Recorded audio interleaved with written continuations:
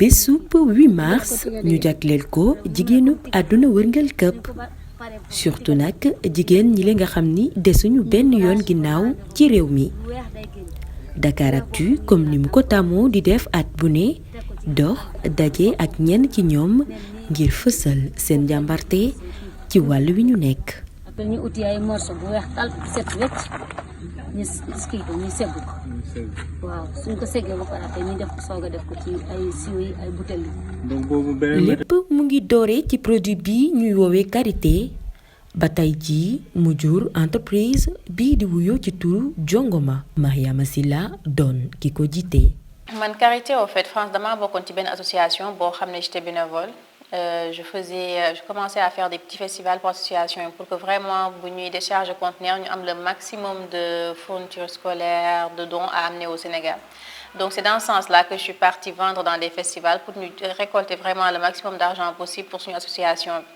benn bés pour l'association ma dem jaay ji ay karité yu ñu ma mayoon bu may jógee Sénégal ay produits yu bëri yu ñu ma mayoon ay bracelets et cetera. sans benn ku bokk ci association daal ne ma mais est-ce que xam nga ne Sénégal karité bi ngeen am moo gën bii ma ne ko ah oui mu ne ma waaw ma ne ko nag may booleeg ay nit ma dem fa mosuma woon dem Kédougou c'est comme ça j'ai pris l'avion yegg Sénégal jaar Mbour vite fait teg samay valise continuer ci guddi gi laa dem Salémata xaw ma woon Salémata fan la xaw ma nu mel xaw ma nu yoon bi mel xaw ma ndax sori na xaw ma soriwul donc je me suis dit dans ma tête 700 kilomètres ak ay tali yu baax ça va aller vite donc ma yegg Salémata fekkoon ne Salémata dafa jege ndekete yow Salémata était tout sauf près ma yeggee Salémata après plusieurs crevaisons après ay dugg ci ay puits de boue après vraiment c'était plus que laboureux la route pour arriver jusqu'à Salémata mais quand je suis arrivée à Salémata franchement métit bi yëpp laa fàtte parce que j'ai été super bien accueillie jigéen ñi defar carte bi sama kanam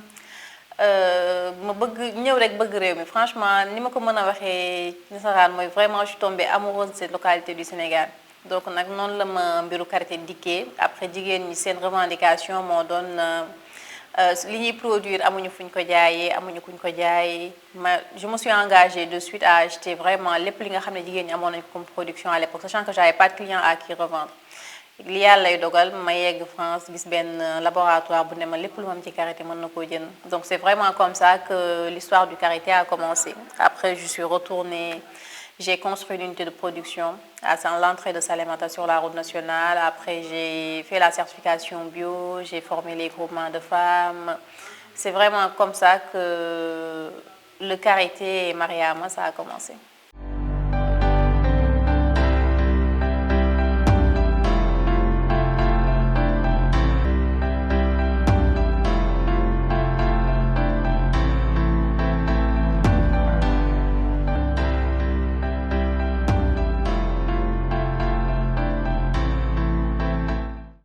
entreprise bii di Jongoma ëmb ci lu tollu ak 2,000 ak ñeenti téeméeri jigéen yu féete ci gox-goxaan yi ngir gën a suqali li ñuy bàyyi ci biir réew mi.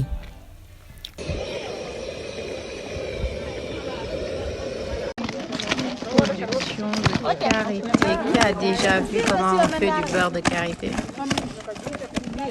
Jongoma entreprise la boo xam ne ñu ngi nekk ci goxu Sénégal yu bari ñu ngi nekk surtout ci Salémata la ñu ñëpp gën a ràññee am nañ fa unité de production ñu ngi nekk Mbour am fi unité de production am fi suñu bureau yi tamit suñu huilerie bi Mbour la nekk ñu ngi nekk tamit ci yeneen dëkk ñu ngi nekk Kaolack fa la ñuy bayandoo bisaab ak jigéenu waa Ngeexoox waa Kaffrine et cetera ñu ngi nekk tamit région de Louga ñu ngi nekk Kébémer ñu ngi jigee ak jigéen ñooñu ci wàllu Xooxusum ñu ngi nekk Potou defe naa suma juumul ci région de Saint-Louis la bokk xawma Louga foofu tamit ñu ngi fay liggéey ak ay jigéen ci lu jëm ci Gargamosé donc li ñuy def daal mooy jéem a jël dëkk bu nekk li nga xam ne moo fa am ñu xool na lañ ko mën a def pour dugal ko ci suñu alimentation wala ci suñuy produits cosmétiques yi ñuy diw suñu yaram di ko def nag tout en bàyyiwaale xel ak yelleefu doomu aadama moo tax on est certifié bio et on est certifié surtout équitable. Actuellement à notre actif on est à plus de 2000 femmes plus précisément 2400 femmes. Mais ce n'est pas seulement dans la localité de Kédougou, c'est vraiment sur l'ensemble du territoire national. Donc ce que l'on fait, c'est par exemple au niveau, je vais donner un exemple de village, Ngiranen, un village qui est dans la région de Kébémer. Ce qu'on a fait, on a demandé les tontines de se regrouper en groupement de femmes. On leur a expliqué ce que l'on voulait, comment on le voulait, etc. Et elles ont adhéré. Et c'est comme ça que naissent beaucoup de groupements de femmes. Par exemple, lu jëm ci wàllu buy wala karité, dañuy dem ak bisaab tamit ak même xoox sump yeeg yeneen dañuy ñëw quand c'est la période ñu préfinancer femmes yi. kenn ku ne jox la avance boobu dina mën a tax dootoo dawati dépense quotidienne dina tax nga mën a gën a concentré wu ci liggéey bi dina la jox plus de motivation léegi nag boo liggéeyee ba pare xaalis bi ñu la joxoon ñu génnewaat ko si li nga indi bu ëppee ñu fay la différence noonu la ñuy liggéeyee ak jigéen ñi. suqali koom-koomu réew mi ci la ñuy taxaw jigéen ñi ne duñu des benn yoon ginnaaw donte metti na lool ci jamonoy mbas mi.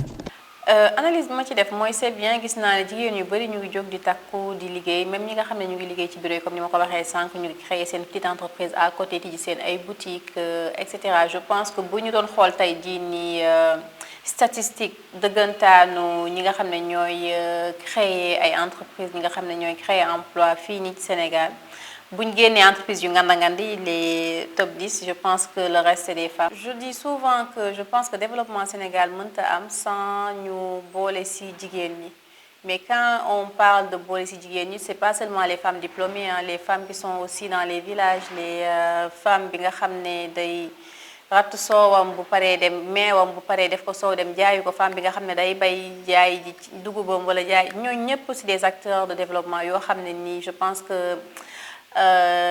ñun petite entreprise yi li ñuy def man sama bopp laay waxal c'est rien du tout c'est vraiment une petite goutte d'eau dans l'océan ça sert à rien quasiment on peut dire mais bu ñu état gënee jàppale jigéen ñooñu je pense que développement foofu lañ ko war a mën a séentoo mënuma nag dul kontaan ci gis que Sénégal jigéen ñu bari ñu ngi entreprendre vraiment même ñi nga xam ne ñu ngi liggéey ci bureau yi sax ñu ngi entreprendre di jéem a jaay de gauche à droite ay affaire loolu lu baax a baax la je pense que développement réew foofu lay jóge donc nous ce que l'on faisait chez Jongoma mooy que on avait un modèle économique bâti sur des foires des salons des expositions à l'étranger on faisait des foires partout dans le monde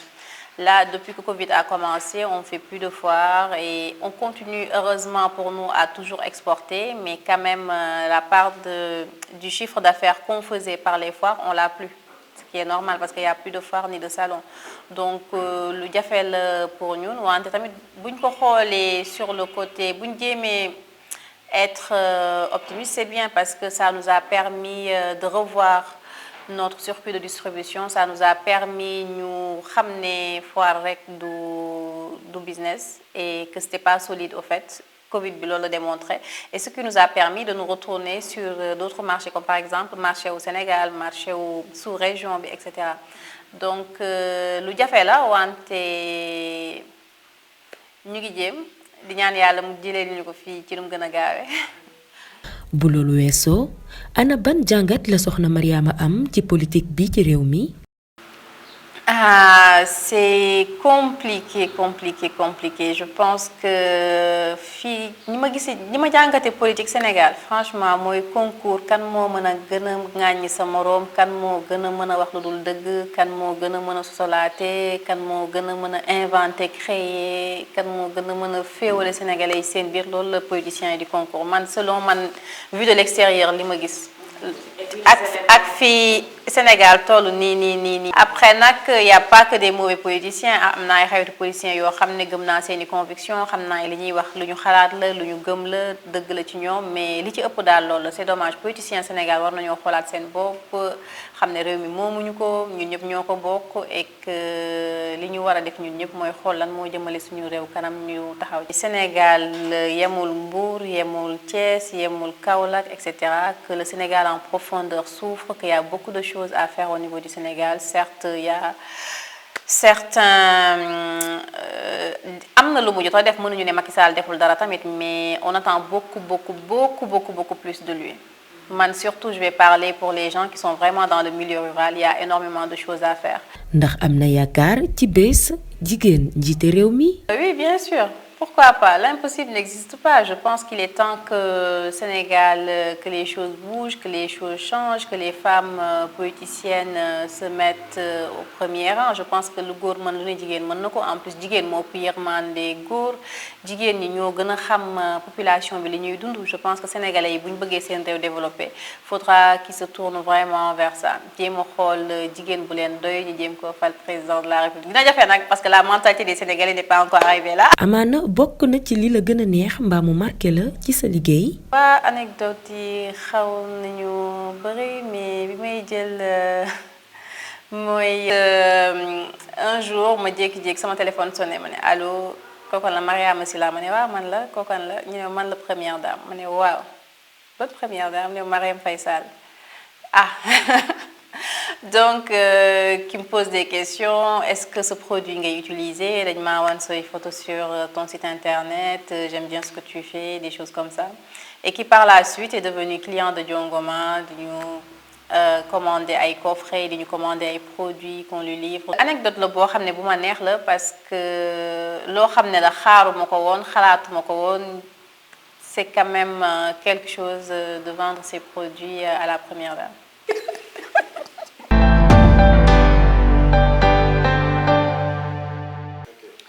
Donc maa ngi profité ci 8 mars bi de par